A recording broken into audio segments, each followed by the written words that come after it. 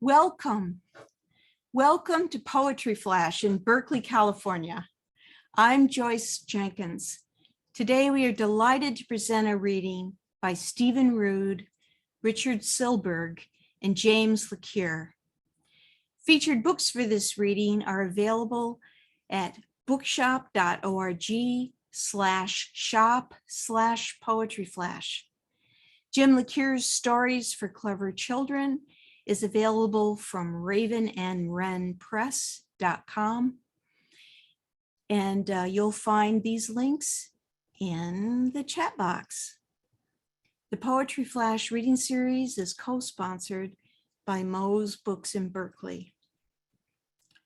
To the best of our humble tech ability, you were muted on entry. Stay muted. This event is being recorded and will be posted on the Poetry Flash YouTube channel and Facebook page. At the end, when the recording ends, we'll keep the Zoom on for a few minutes so those who are joining us live can ask a question or say hello. Visit poetryflash.org to join our email list so you can find out about future readings or to read insightful interviews, reviews, and news about upcoming events in California, including this series. Again, go to poetryflash.org. Our first reader is James M. LeCuyer. He's a fiction writer, educator, and poet. His short story collections include Duck Lessons and Threnody for Sturgeon. He also published a previous poetry book, A Brick for Office of Pup. Lucille Langday says, James LeCuyeur's stories, rich with humor and imagination, provide insight into all stages of life, and his keen ear for dialogue enables him to bring a wide range of characters to life. Fishermen, teachers, lovers, graduate students, spunky children, insolent teens. Whether writing poetically or satirically, he gives us stories that are fully realized and a great pleasure to read.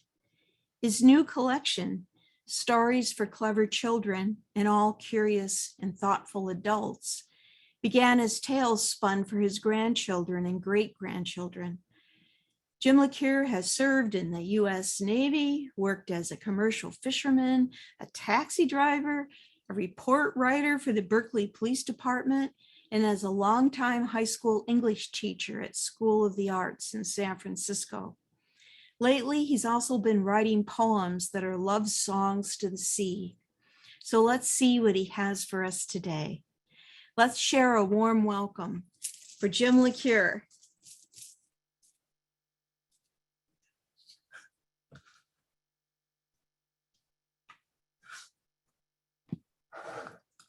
Jim, you have to unmute yourself. Jim? Okay, here we go. Here we go. Hi. I'm Jim LeCuyer, it turns out. So I'm the first of three old guys. We're pretty old and we carry a lot of history and we know something and we've forgotten even more of it. So I'm going to read to you from the novel that memoir that I just wrote. And it's tentatively called A Brief Review of an Ever Longer Life. And I call it Book One, Jerry, but I'm not quite getting into Jerry at this point. This is the opening story. March 1937. I'm 3.5. It's a sunny blue sky day. My parents are together, and my father's parents, my grandparents, Mama Lou, Sarah Louise McNeil, and Daddy Louis Leroy LeCuyer, own a little house in Inglewood with a backyard garden full of sharp-smelling mint, not far from the Los Angeles Coliseum. I love Mama Lou and Daddy Lewis. I love the little house. I love the swarms of insects around the mint. Bees, ladybugs, ladybugs, fly away home. Your house is on fire, your children alone. A children's first poem. Threatening, sweet. I was often left alone, so I knew how those ladybugs felt. Around me flew striped yellow and black flies. Little green bugs crawled on the mint, tiny, hairy, looping caterpillars I accidentally squished and felt bad about, but not too bad. On the trellised tomato vines, large, horned, green caterpillars, dangerous, they might stab. The screen door on the back porch opened and my smiling, tiny Mama Lou called me inside.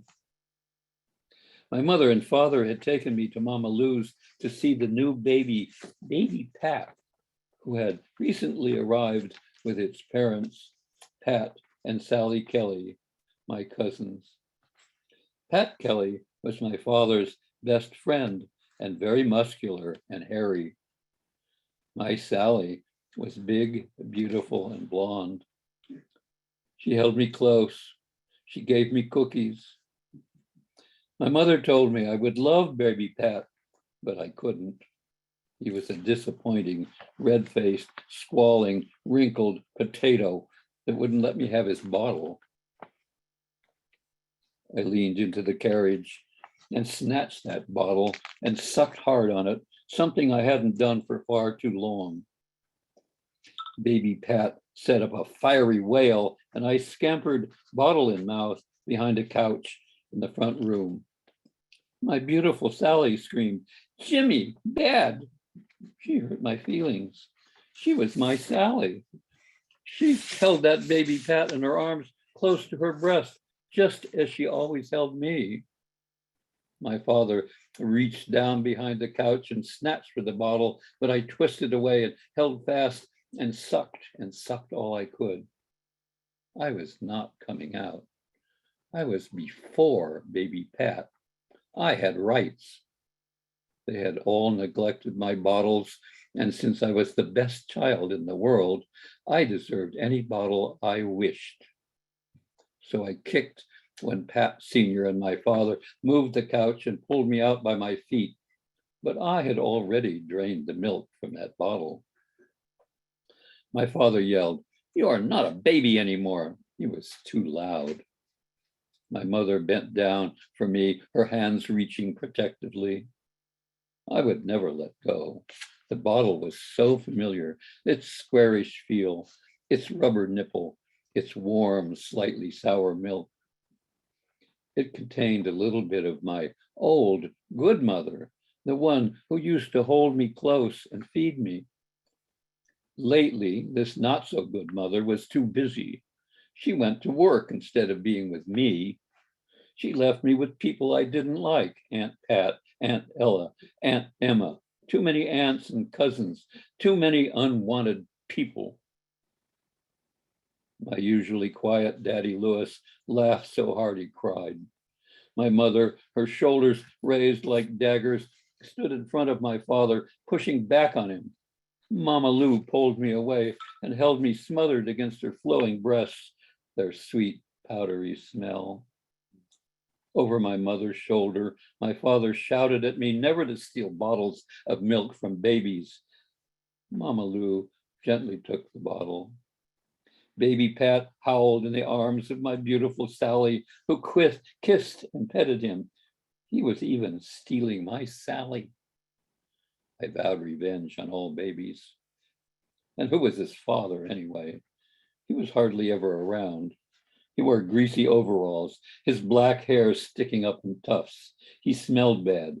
He made my mother cry. That's the end of that part. Okay, here's a couple of poems. I think they're more prose than poems, but anyway, I don't know how they are. I have been around the ocean all my life. Grew up on the ocean, next to it, that is. So I picked out a few poems about the ocean. Tide change.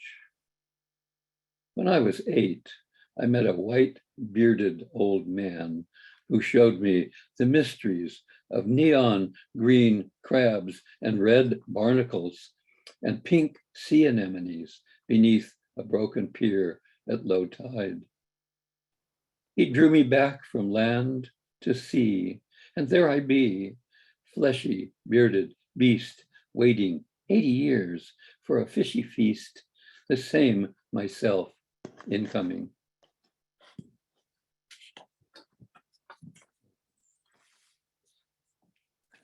Dry path to the ocean, and this is for Florence Miller, my partner for many years, and a beautiful poet. A dusty path bordered by bent stalks of dry grass, yarrow, poppy, sticky monkey that clings to your touch.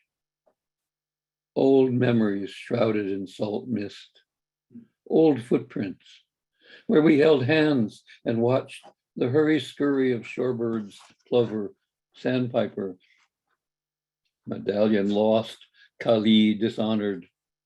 What have I done, you might have asked. Sun setting ever faster, life beating endlessly, as long as earth shall live. To love and hold hands. Are you waiting? Rocks festooned with guano. And here's another for Florence.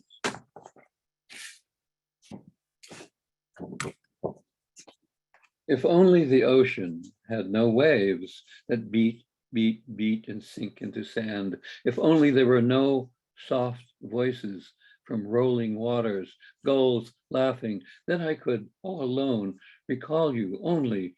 Miracles arising, breaking, translucent spume, bloody sunsets. If only I could once again hold you all night, again and again, hearts beating, feel your stomach swell and fall against my hand, again and again, beating and falling, all the days and nights, the sea rolling, warm hearts beating again.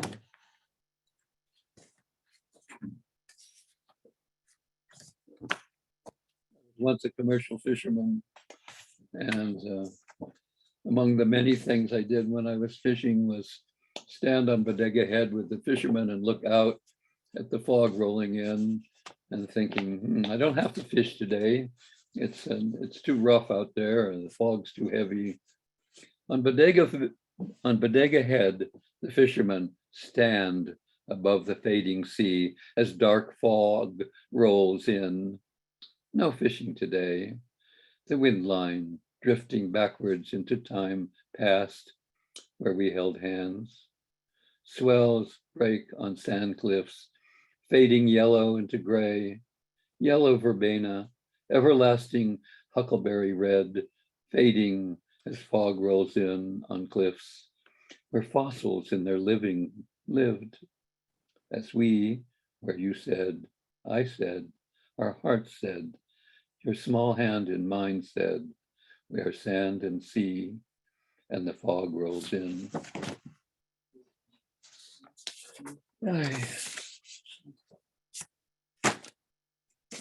In Tamales Bay, where I lived for a long time, on Tamales, there's a point called Pelican Point, and for a long time the pelicans were gone from Pelican Point because of terrible things that happened to their eggs. They crushed, but then they came back after a while. Pelican Point sticks out, gathers sand, current swirls around it. There are no pelicans. They'll come back, says Ed from across the bay. Now pelicans again stand in feathered dignity, and it's Ed who doesn't come back.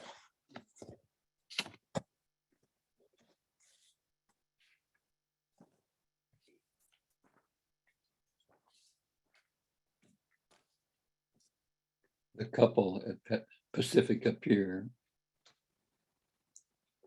I don't know if anybody's been out to Pacifica Pier, but it's a lovely pier, sticks right out into the ocean, open ocean. Not many do. An Asian woman with a strong jaw sits next to a young Black man, clearly adoring him. He's thin and handsome. He says something as he looks out to sea. She caresses his shoulder and nods at each word. He takes her thumb and shakes it gently. She smiles. Her eyes fill with tears. The ocean is flat and gray. Slow waves break with a hiss on dark sand. Well, this is the last little thing I've got. It's a prose poem. In 2003, I was in New Zealand, and as usual, I went fishing.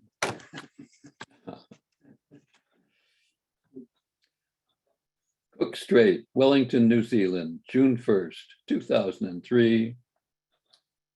A serene day on Cook Strait, connecting the Pacific Ocean to the Tasman Sea. A white-haired man in orange gumboots surf casts a 13-foot rod with spinning reel. He places his rod in a sand spike and sits waiting on a red chili bin. He's using green mussels for bait.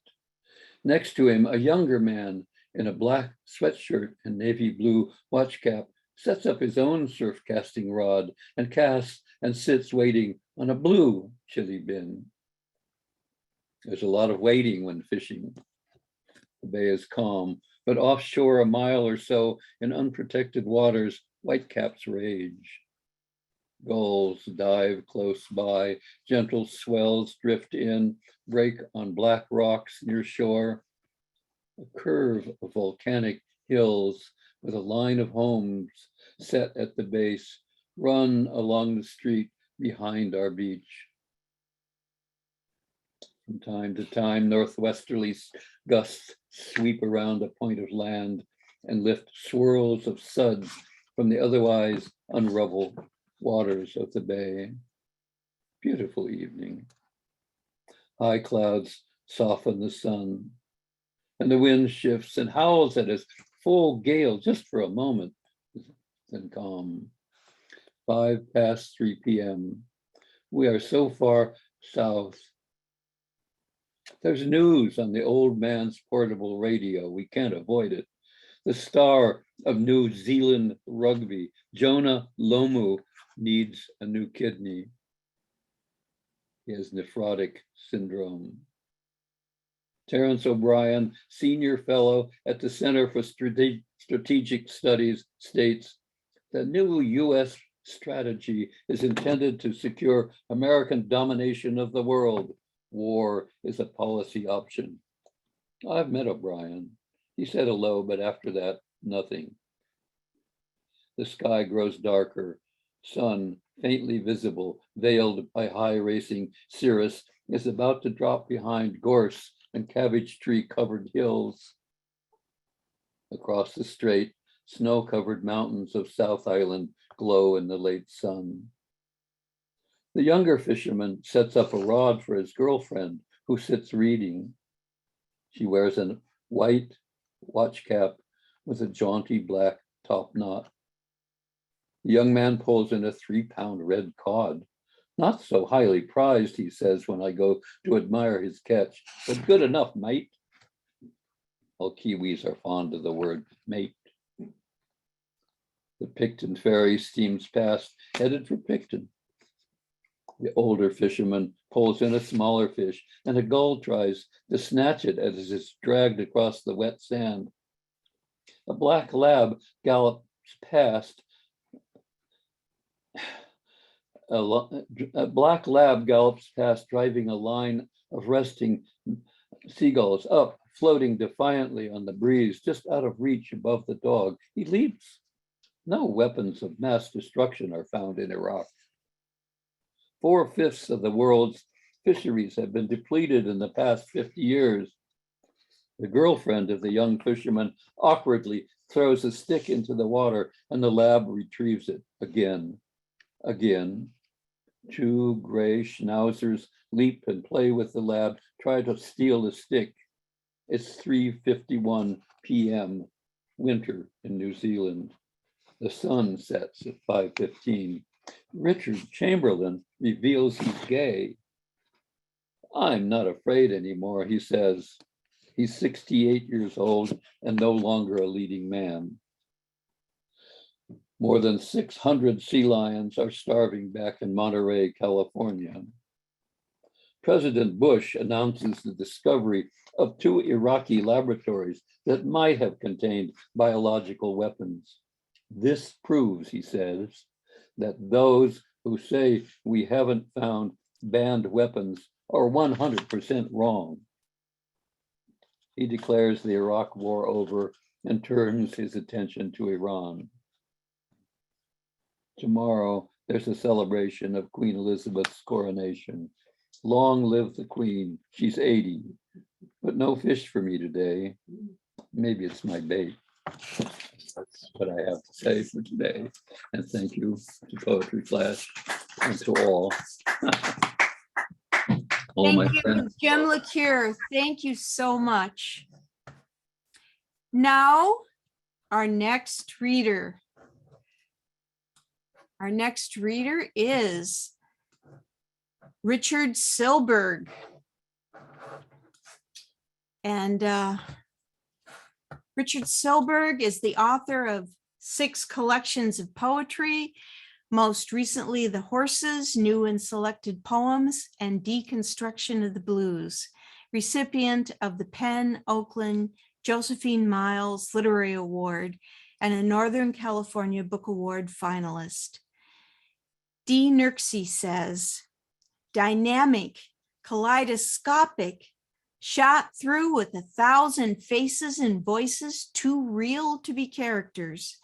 Richard Silberg's work is a Chaucerian pilgrimage to strange and uncannily familiar places. The Horses is a journey that dazzles wherever it goes, as Silberg, an ecstatic, balding older man in a striped t-shirt, slips into words and finds a way to make them accelerate, plummet, and soar. The Horses is a deeply serious, wild, and powerful contribution to American letters. He also co-translated with Claire Yu, The Three-Way Tavern by Ko Un, Northern California Book Award winner in translation, and at least 3 other volumes of Korean poetry. Richard Silberg is associate editor of Poetry Flash. I'm delighted to give you the poetry of my friend and colleague, Richard Silberg. Richard, Rosalinda, please unmute him. He has to unmute himself. I asked him to unmute. Bingo. Okay. Am I audible? Yes, you are. Please All right. continue. Thank you so much, Joyce. And Dean Nurksey, thank you. Thanks to my mom. Actually, this new manuscript deals in part with the last years of my mother's life. And there's too much to read at this session, so I'm going to strobe through that material. Here's a little poem called Eatapal Blues. This terrible hole in my mama's soul, eat a pussy whipped. I wanted to be bad, but I wanted deeply to be good. I loved my mother, but I needed to defile her, duffel her, defoul her, de-life her. This terrible mama's sadness, only son of a Jewish mother, cracking wise, croaking black. Okay, this is longer. It's called Red Eye. I'd been skating so long, I was still sliding on that red eye back to Queens. I'd booked a 4-day trip, enough, I thought, to ease my mother back from her hospital into her apartment, ease her back into her life. And what had she been dreaming in her sick sleep on the living room carpet while the phone rang for a Saturday morning call?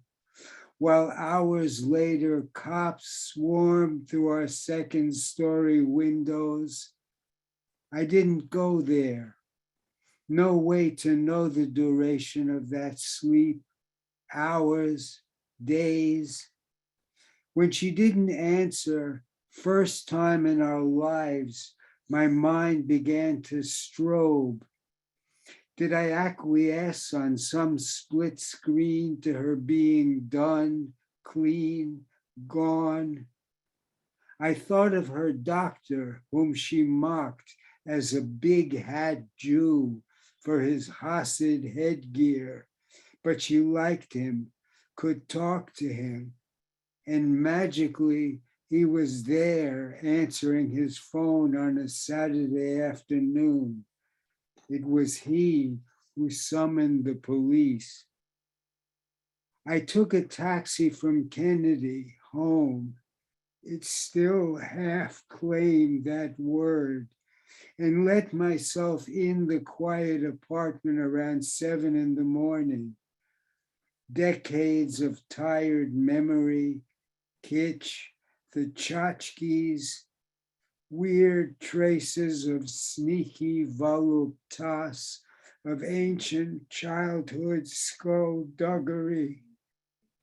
Thinking to call the doctor when I woke, I spread a sheet on my father's twin bed, empty for 10 years, pulled up the covers and went to sleep.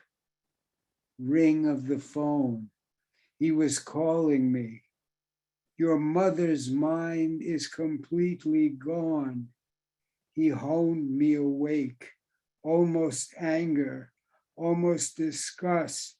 She'll need constant care, a home or round-the-clock nursing. Her mind was destroyed. Did I understand? Mini strokes like a string of bees attacking her brain. This last, the big dream sting, demented, defaced. He told me where she was, a semi-private room, and hung up. Then the silence was ringing. The vow I made to her revolved like a searchlight 10 years before, home for my father's death. Promise me, Richard, promise me you'll never put me away somewhere. Fierce, her to me, demanding. And what could I do? Betray her as good as murdered my mother? What could I do? Ostrichly terrorized and helpless. The last several queasy years began playing back to me.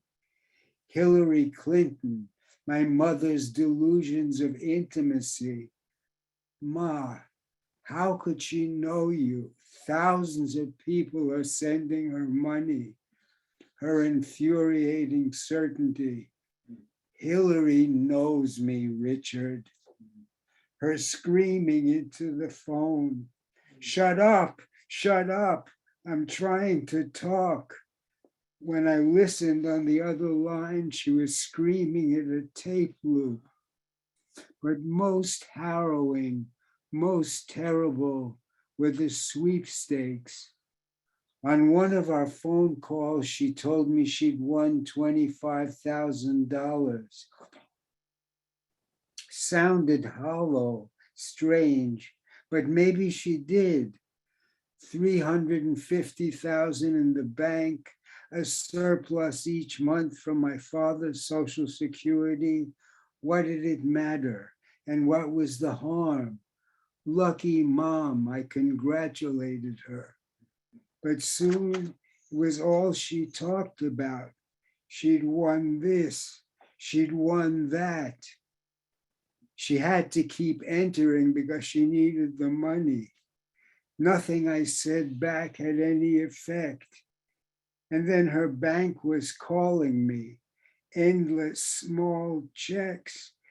She was overdrawing her accounts. Could I talk to her?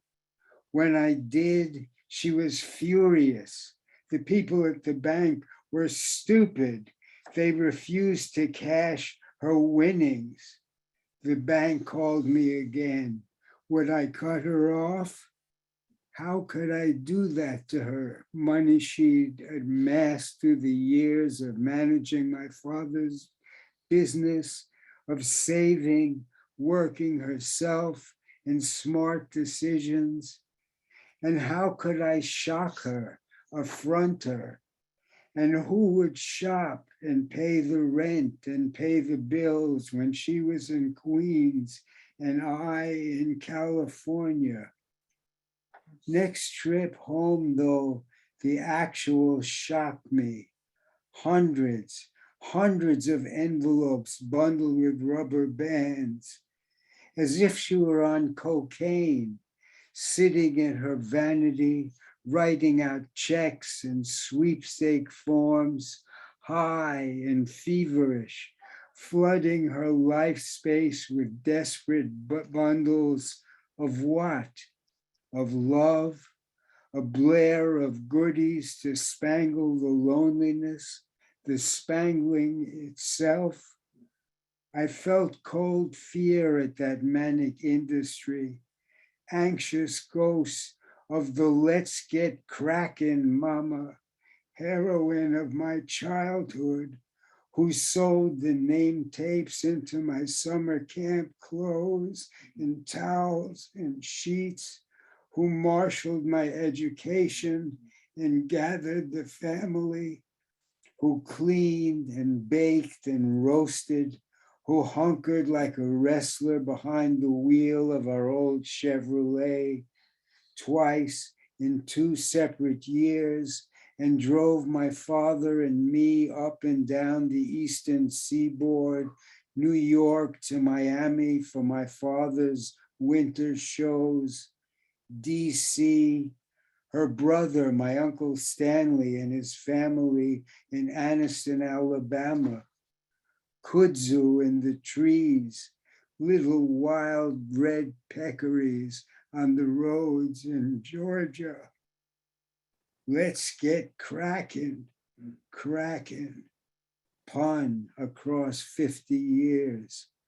My mother's changing shape, diving in her sun shape, heart shape, that invincible bull woman morphing to this sweepstakes woman, old and hectic, still undaunted, but dazed, bizarrely unhooked, like a toy on a tabletop, whirring, wheels up. And where had I thought those wheels were whirring to? Sitting in her bedroom, so weary and familiar, the mirrors, perfumes and lotions, her singing milkmaid bedside lamp. I felt the time collapse. She had cracked, the motor burned out. Our big hat doctor, stern and glistening and glinting, was asking me to put her down. And I wept in pity for my mother's life.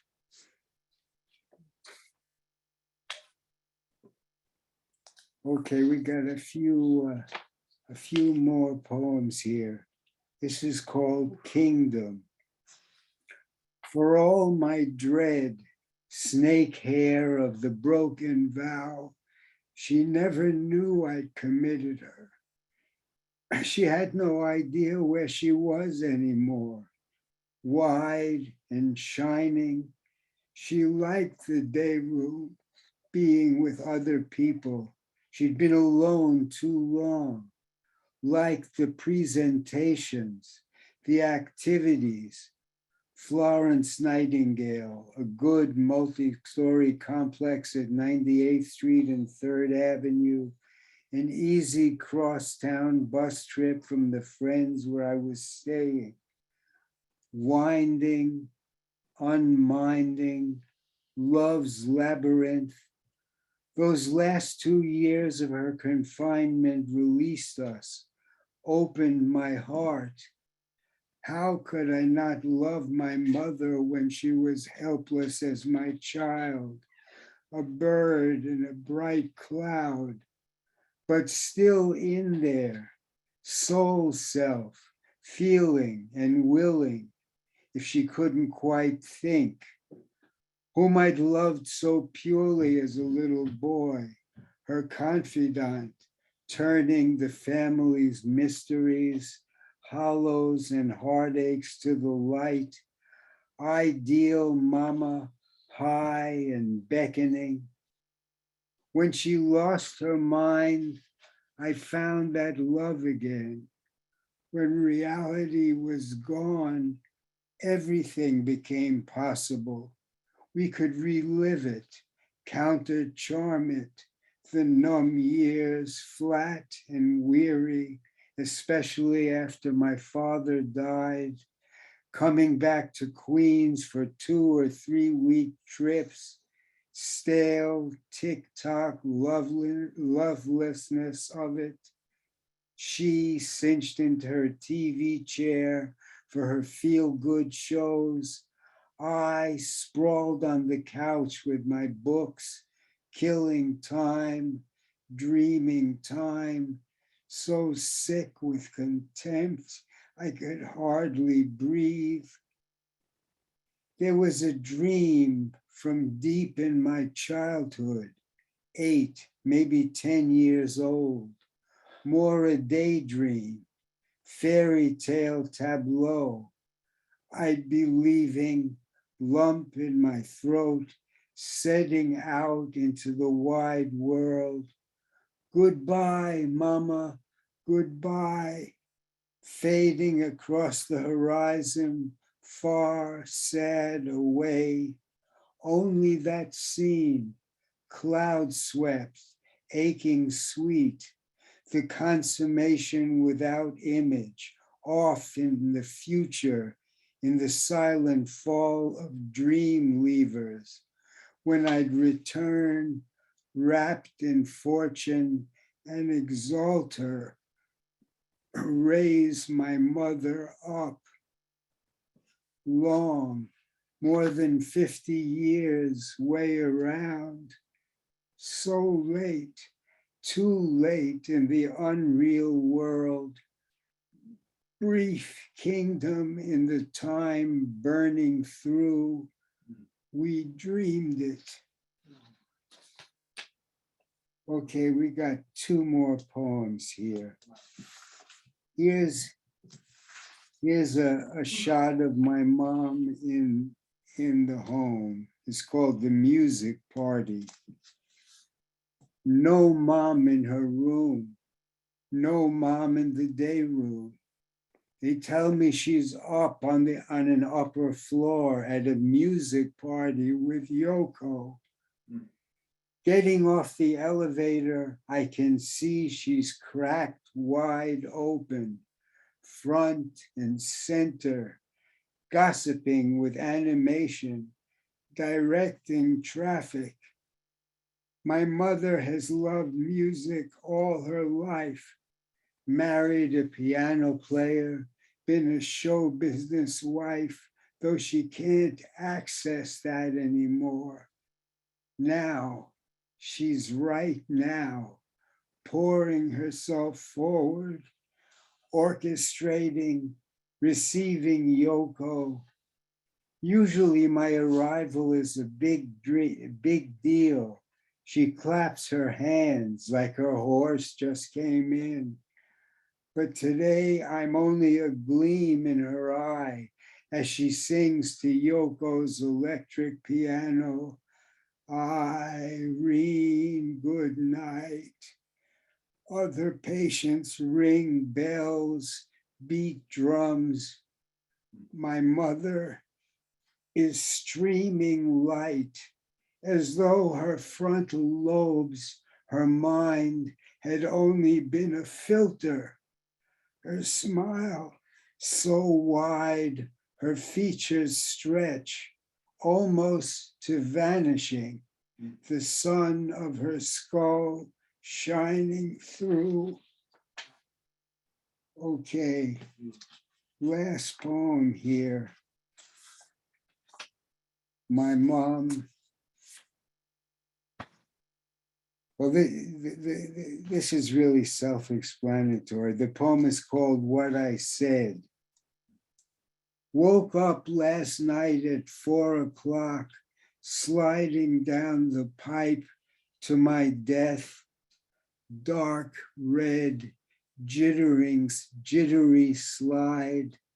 The sump of metaphysics there, carnivorous, hoodoo.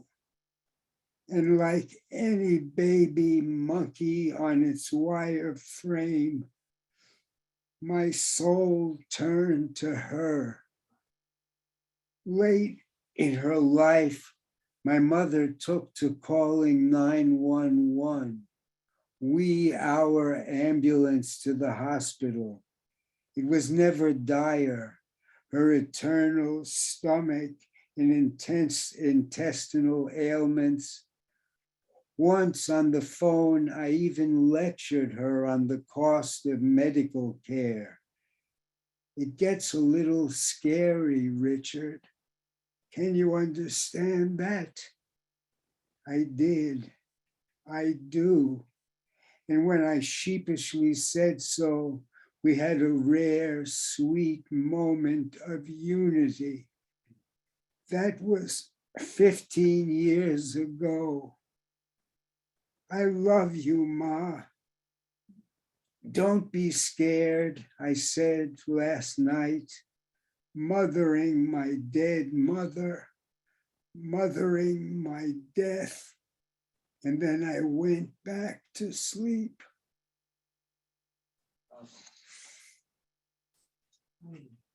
Okay, well, thank you. Thank you so much. Thank you, Richard. Thank you for that beautiful poetry. Wonderful. So now we'll get ready for our next reader. We're so delighted to have with us today.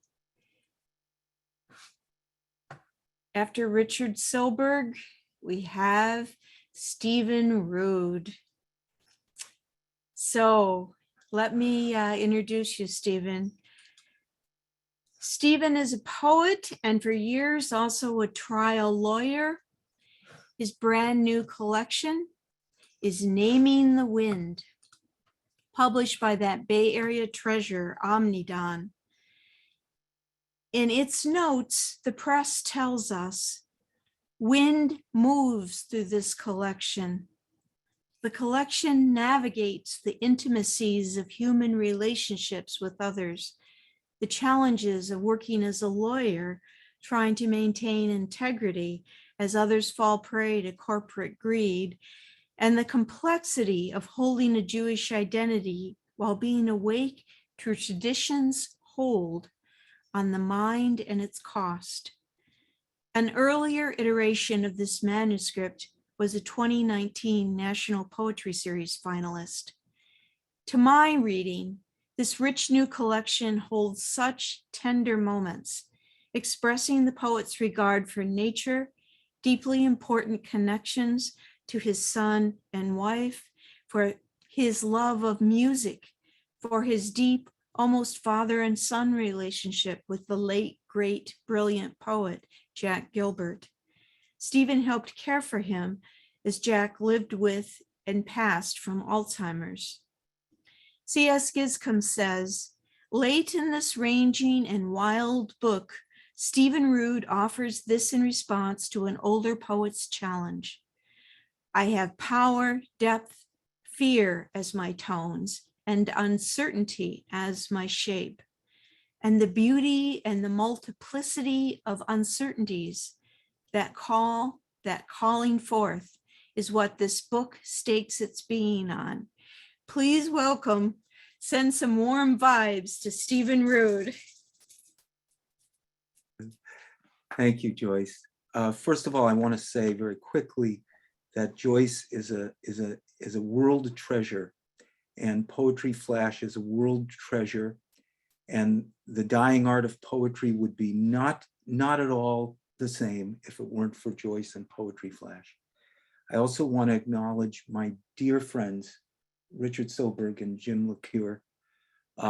It's a joy and an enormous pleasure to read with them. I have such affection for both.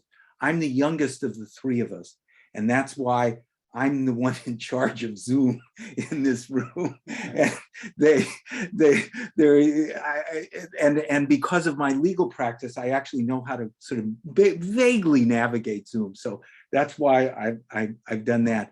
And I want to acknowledge my spouse, Marcia Falk, my poetry pal and my spouse, and also Rusty Morrison and Ken Keegan, publishers of Omnidon. Rusty is has been my longtime editor, and we've worked together for many years, and it's a joy. So I'm delighted to be here. Yehiyu liratzon imrefi, vehigion libi lefanecha. May the words of my mouth and the meditations of my heart find favor. Conversation after the ballet. 27 bones of hand, 3 of arm, 26 of foot, chains of small bones, the remaining 94, and a vast flexuous musculature holding them, all impelled into flight, music and the body. The job least likely to be replaced by artificial intelligence is principal dancer with the Canadian National Ballet. Nothing except the actual body is a body. The dancer is saying that a computer program learned how Beethoven was Beethoven. Maybe, I say. But can AI match a couple hidden in Temescal Canyon, moving smoothly under willows, circled by a hawk? No, she agrees. Can AI speak in the language of a spring on the mountain? No algorithm can prove a ripe gooseberry, a whispering flax, sun-detonated lilies. Odors, qualities of light, rhythms now hidden beneath memory. Emerging from stiffness as one finds grace in an arm. Matchless singularities. We look so small at table. Argument against the reductionist view of consciousness. Out of the slick mud at the bottom of the pond, out of the muck of cattail root scum, out of salamanders, frogs, the horrible carp, out of slime and dung, out of cloud-shaped pond deeps, out of cow wallows and the stink of bears, out of algae scum, rank water meal, out of coontail, pondweed, purple loosestrife, out of the anal glands of Morris Wachtell's beavers, their castoreum and urine, out of the gelatin extracted from boiled hides, tendons, cartilage, ligaments, horns, and bones of Johnson's cows, out of fallen and rotting aspen, larch, birch, out of saprophytic fungi and heart rot, out of punky, decaying touchwood, out of the deliquescence of coperness comatus. Come this afternoon, spider webs, mandalas of burning platinum droplet. Ruins. Cocteau was asked what he would save if his house were burning. The fire. My house is burning. I will save my guitar as the fire eats its body. I smell the particular woods it was made of there in Granada in 1962. Rosewood, ebony, spruce. I smell the odor of the first burns as Alva kissed me after I played and sang for her Dowland's Sorrow. I feel how the thin threads of nerves burned in my hands when, at 19, I played the Fantasias of Milan, the fugues of Bach.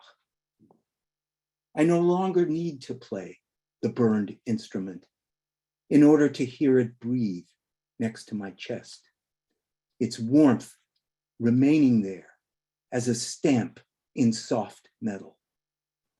I keep the ruin of it near my desk, so I can smell the residue of its shape as I type the memories of what it was like to burn with it.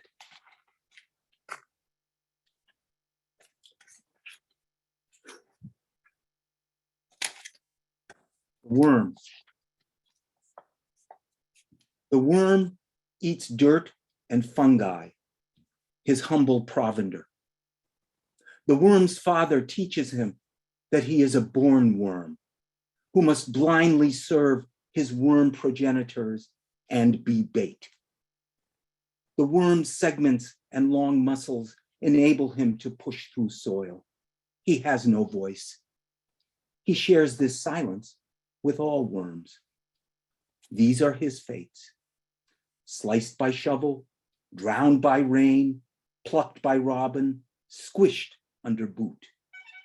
It's eat, tunnel, undulate, shit.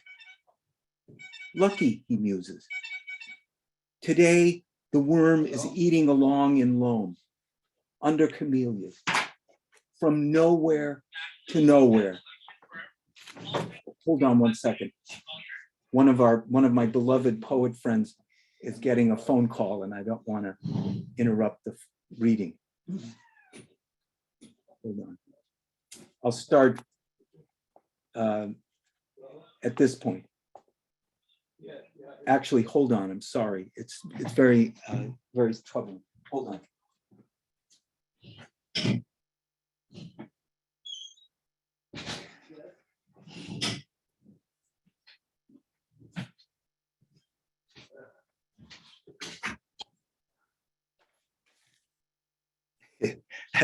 That's what happens with old people and phones. Okay, I'll just finish this poem.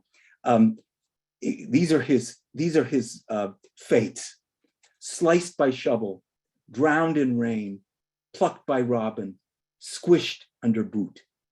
It's eat, tunnel, undulate, shit. Lucky, he muses. Today the worm is eating along in loam, under camellias, from nowhere to nowhere. He tastes a flake of gold, then a nugget of raw gold. Nothing had ever tasted like that. He still cannot be heard, but he is singing gold to himself. Let's see. I'm going to read about the Berkeley tree sitters. They're starting up again because the university is about to demolish People's Park for the 14th time in its history. And my son was a tree sitter in 2008, and this is a poem about him. Tree sitters. One teenager bites another. The point is to invade and infect the newcomer. Wildness enters him, spreading disturbance, packing wolves into his arms. They pierce their tongues and scavenge dumpsters.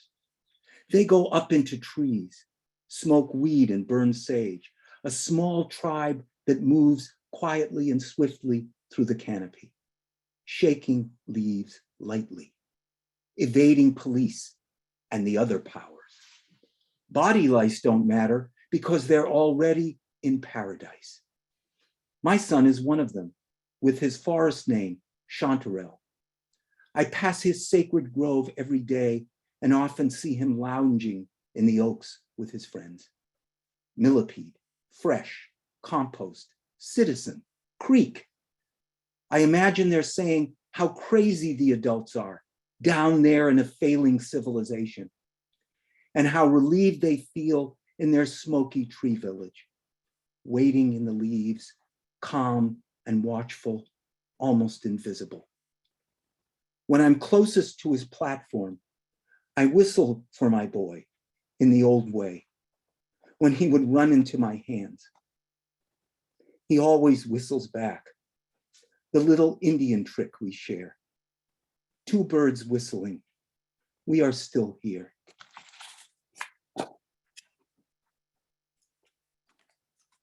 This is, how am I doing for time? I think I'm okay. A couple more. This is about Jack. The old man asks, what is beyond contentment? What is the tone of your life? Jack asks me. Tone, Jack? He puts together more words than I've heard from him in weeks. Desperate, deep, fearful, courageous? Yes, Jack, all of them. That's good, he says, and asks, what is the shape of your life? Shape, Jack? Drifting, incidental, purposeful, flowing? He asks again, what is your life's tone, your life's shape? I answer more carefully. I have power, depth, fear as my tones, and uncertainty as my shape. I was frightened, he says, that you would just float. What do you want to do with the rest of your life? Which he asks of everyone in the assisted living facility. He thinks all the residents hate him. I tell him how the way he asks questions over and over until an answer begins to clarify as I stutter and sound stupid, trying to make sense out of myself inside his bewildering assignments, has changed me as he twists himself and me into odd angles. His tone is will. His shape is helpless. The rest of his life is grief. I'm going to read, well, one more. The last of his tribe. There will be a shack in the linden trees of Slovenia, or in the chicory of Belgium, or amid spruces of the Siberian taiga, or on a weed lot in Oakland. The ruined effort of the last human who will die next winter. No friend around to recite a prayer, or to cook meat in the old way with spring onions and goose fat. No child to occupy the small skin bed in the sleeping circle. No one left to study the last language, or to remember the colors of the birds now extinct. The size of this presses on the man, the last witness of wind. Thank you. Thank you, dear. Thank you, Joyce. Thank you so much, Stephen Rood. That was wonderful, Steve. Thank you so much. This reading has been very moving and a real pleasure. Thanks to our three amazing writers, Jim LeCuyer, Richard Silberg, and Stephen Rood. And thanks to Rosalinda Monroy, our tech support, for putting up with us and getting us through it. Thank you, Rosalinda. She's behind the Poetry Flash symbol, if you're seeing it on gallery view, and logo. And just please check out these wonderful books, particularly Stephen Rood's brand new book from Omnidon, bookshop.org/shop/poetry-flash. You'll find the link in the chat box. And but that's what it is. And also Jim's Stories for Clever Children is at Raven and Wren Press. So thank you. I can't thank you enough for joining us today. What a wonderful group. What a big wonderful crowd on this this Sunday afternoon. And just thank you for joining us and being with us today. And for those of you who are here joining us live, we'll leave the Zoom on for a few minutes just so you can say hello. Now we'll end the recording, and thanks for joining us.